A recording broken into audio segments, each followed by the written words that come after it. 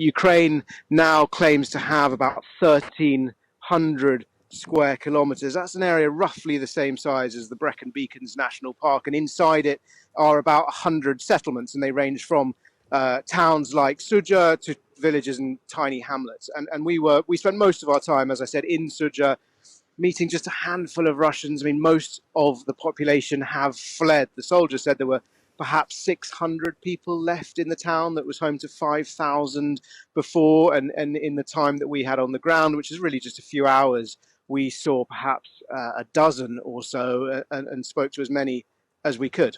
For the first time since Ukraine's incursion into Russia, journalists from The Times and The Sun have joined Ukrainian soldiers on the front line inside Russia. The Times' Catherine Philp and The Sun's Jerome Starkey have been in the Kursk region, where Ukrainians now control hundreds of square miles of Russian territory. Well, we can speak now to Jerome Starkey, The Sun's defence editor. Morning, Jerome. Good morning. Thank you for being with us. First of all, just explain to us where you've been, what you've seen.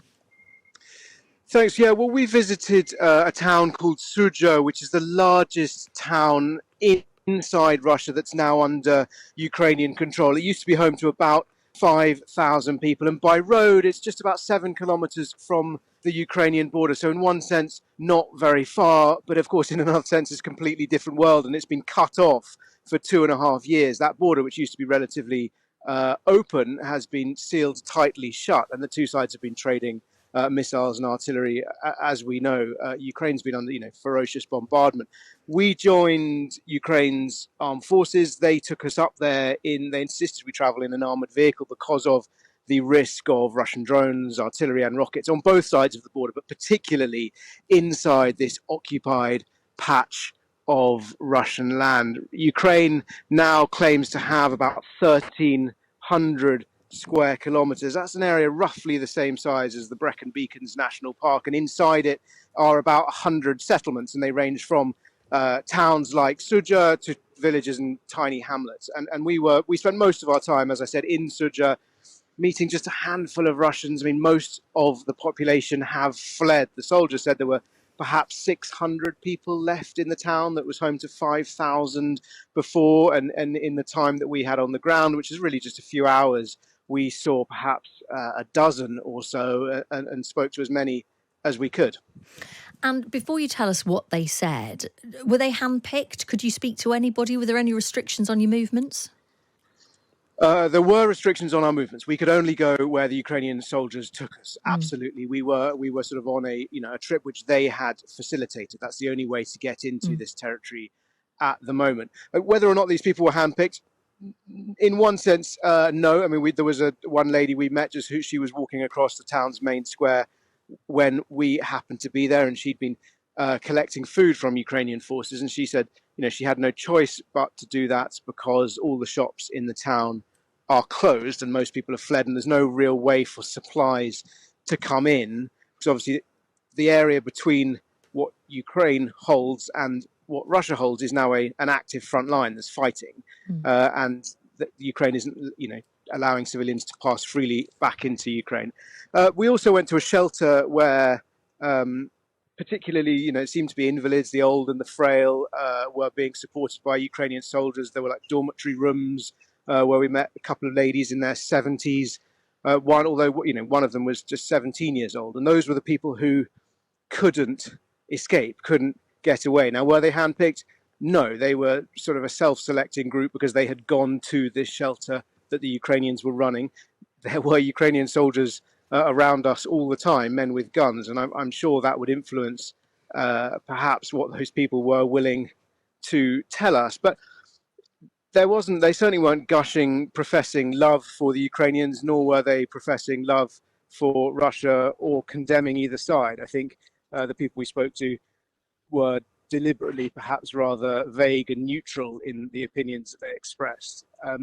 But for me, the most interesting sentiment that did come through, and I had the impression that this really was genuine, was that these people who've been living just a few miles north of Ukraine for years were not really giving the war next door a second thought. And that was what's so astonishing.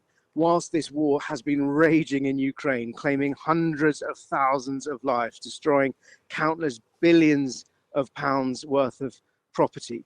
The people on the other side of the Russian border were more or less indifferent, just getting on with their ordinary lives. And of course, that is human nature. We do that as well a lot of the time, when we're not focused on these conflicts. But yet it was so close, and suddenly now the war has come crashing home to them, as the land they live in has become an active front line and is now controlled by Ukrainian forces. And in light of that they hadn't given the war much thought, but clearly now it has reached them, has it changed their attitude towards Putin, towards Russia, towards the war, towards Ukraine? There was one person we spoke to who expressed a negative view of President Putin in a sort of fairly muted language, but he talked about how a fish rots from the head. And in another breath, he talked about how he had friends in Ukraine, in Kharkiv, one of the Ukraine's second largest city, which is a bit to the southeast of Sudzha.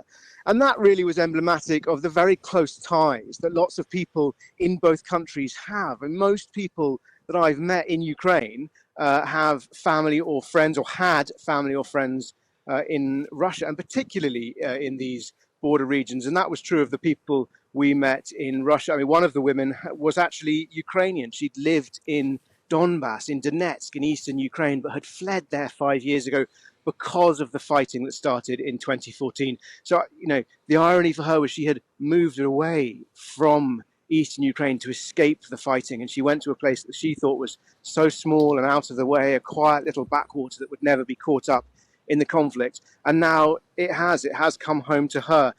And interestingly, one of the messages that President Zelensky has delivered since this lightning assault started on August 6th was that he said it's important for Russians to feel the effects of the war that Vladimir Putin started. And certainly the impression we had from that visit to Kursk was that for many, many people, for many, many years, they've been immune to or inured to the effects of this conflict. And so at least for those people, and this is a tragedy, those people in Sudzha, the war has come home. For those people who've had to flee their homes and those people who can no longer live in their homes and are forced to live in shelters, it has come home. But whilst it's a significant patch of land, whilst this land may yet prove to be a bargaining chip or a buffer zone for Ukraine, it is still a relatively tiny piece of Russia. And therefore, we can only assume that perhaps most Russians in the rest of sovereign Russian territory